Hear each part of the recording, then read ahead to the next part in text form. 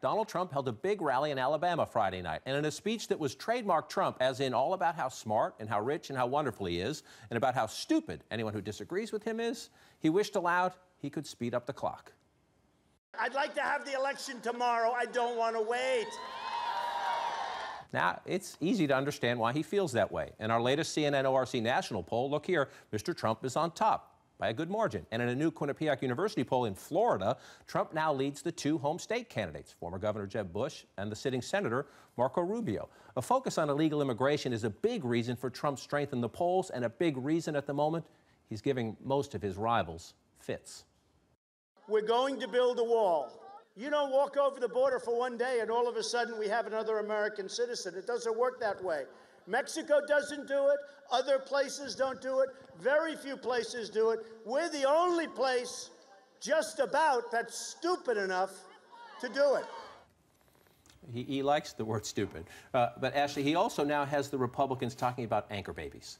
First it was about a wall and Mexico will build it. Then it was now he has an immigration plan that essentially says round them up and throw them out and let some back in. Right. Now we're talking about anchor babies, which some Republicans think is sort of the 2016 equivalent of self-deport. Mitt Romney said self-deport and got into this circular conversation trying to get more to the right on immigration, and Barack Obama got 70% of the Latino vote.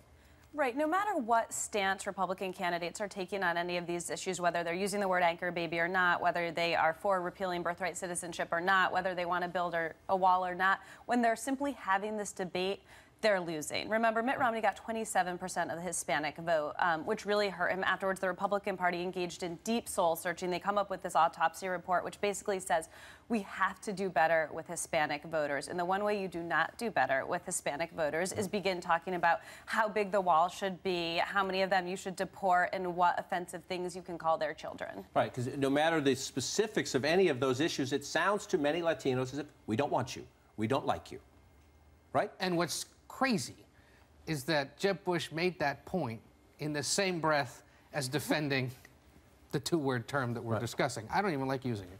And, you know, he was trying to have it both ways in a very odd way for the Republican that many Democrats and many Hispanics have seen as the adult in the room who's been telling his party, we need to behave ourselves, we need to talk more thoughtfully about this issue, and we risk losing Hispanic support over and over again. I would say, Trump, if you want to have the election today, you'd be lucky to get 20% of the Hispanic vote if you're the Republican candidate, and they'd lose. Ashley makes a smart point, though. He is driving the debate, driving the issues here. My colleague John Burnett on NPR had an interesting story this past week in which he spoke with immigration specialists, experts on this issue. They do not agree with how he phrases anything. There's a guy named Mark Krikorian, who's an opponent of illegal immigration, who said he described Trump as a bloviating megalomaniac. That's his phrase. And yet he went on to say, but he's, you know, driving important issues here, and that's all to the good. So there's a lot of Republicans who are actually happy that he's driving the debate in this direction, people who are opposed to a lot of these trends. And the question is, how do they deal with it politically, which, as Ed points out, is a serious problem. How do they deal with it politically? And you were there. You just talked about Jeb Bush getting testy about this. Let's just show the moment, because Jeb Bush says, I'm for legal status. The 11 million or so who are here in this country, you're not going to throw them out, so let's come up with a system that lets them come out of the shadows, pay a fine, and get in line and get status. Listen to Jeb Bush, though, when he's pressed on this term anchor babies, meaning someone who comes into the United States and has a baby, and is that baby a citizen? Governor, do you regret using the term anchor babies yesterday on the radio? No, I didn't. I don't regret it. You don't regret it? No, do you have a better term? I'm not. I'm asking you. Okay. A lot of folks you give me a better term and I'll use it. I'm serious. You can see his frustration because Trump is dominating the debate and he's setting the issues debate. Do you want to be the guy? A lot of us thought Donald Trump would be a flash in the pan. He is not. He's leading in state polls. He's leading in national polls. He's getting into this and he likes it. You see him actually adapting as a candidate. Remember that one forum in Iowa where he sort of mocked religion and said, I don't ask God for forgiveness and I go to church for my wafer and my wine, my cracker and my wine. What did he say in Alabama? He said, I love my book, but the #1 book is the Bible. He's getting it. He's picking it. Do you want to be the guy? Although he's still putting his book in league with the Bible. Yes, Please go on. Okay, all right.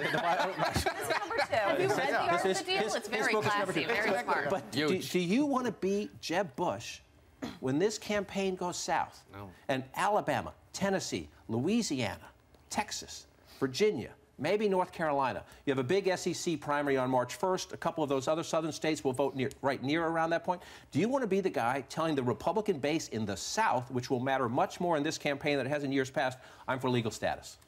Well, potentially you do if everyone else is splitting that base vote. And Jeb and his people really believe that if they can be the alternative to Trump and Trumpism and this right-wing turn on immigration and a host of other issues, that by being the adult in the room, as Ed said, that is his lane. And so you did see Jeb take a major strategic pivot and go on the attack against Trump this week.